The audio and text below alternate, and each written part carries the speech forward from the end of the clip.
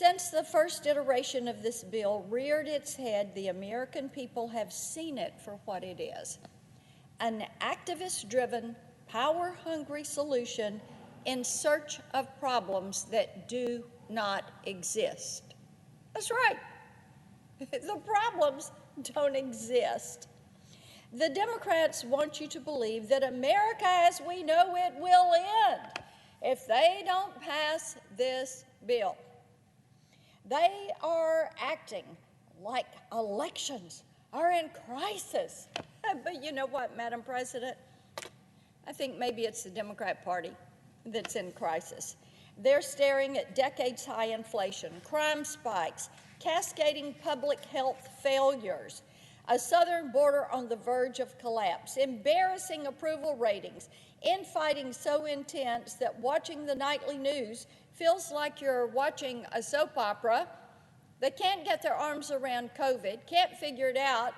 I just heard coming over here, the CDC is now going to mandate that insurance companies have to supply home testing kits for all of their enrollees.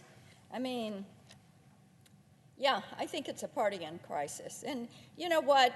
The Democrats right now, they are desperate for a distraction. Oh, just give them something to change the narrative. And the benefit of this one, if they could pull this off, they won't have to worry about the American people holding them accountable for the fallout, because they now will control the ballot process, they will control the election commissions, and you know what they're saying to the American public? Your vote doesn't count. We have treasured one person, one vote. We have treasured fair, free, honest elections. And the Democrats are ready to throw it away for a power grab that is unprecedented and is incredibly disrespectful of the men and women in each of our counties that give of their time and work to hold these elections.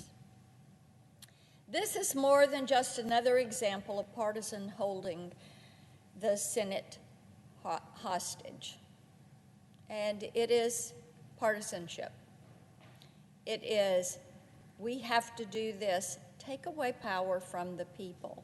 Oh, isn't it supposed to be a government of the people, by the people, and for the people? But oh, I think my colleagues across the aisle have forgotten that.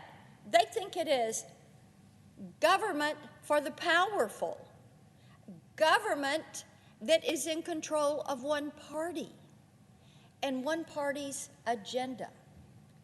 That's what they're thinking.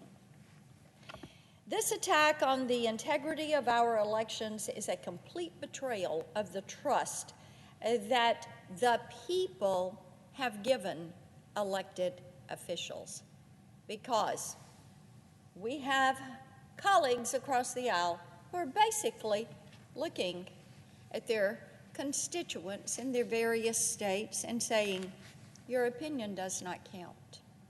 Think about that. You're not good enough. You're not smart enough. You can't handle it. So, hey, federal government, we're going to come save you from yourselves. That is what they think. It is their constitutional prerogative to determine the time, place, and manner of their own elections. That is what is given to the state legislatures. It is their prerogative. And it is not the job of Congress or the president or a battalion of unelected, faceless, nameless, unaccountable bureaucrats to burn down the goalpost when things at the ballot box don't go their way. But that's exactly what the Democratic Party is trying to do this week. So you never will be able to complain to them. They want to hold all the cards. The purpose of this latest power grab isn't to make the people feel secure. Its purpose is to inject hysteria into what should be a very serious conversation about actually protecting the vote.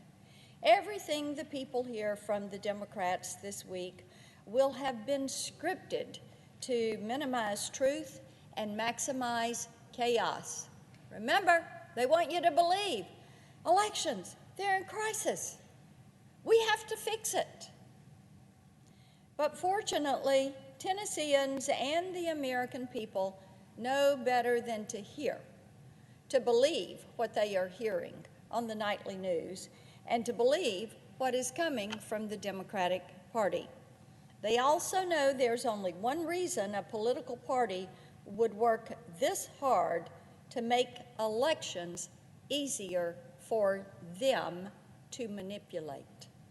I yield the floor and notice the absence of a quorum. The clerk will call the roll.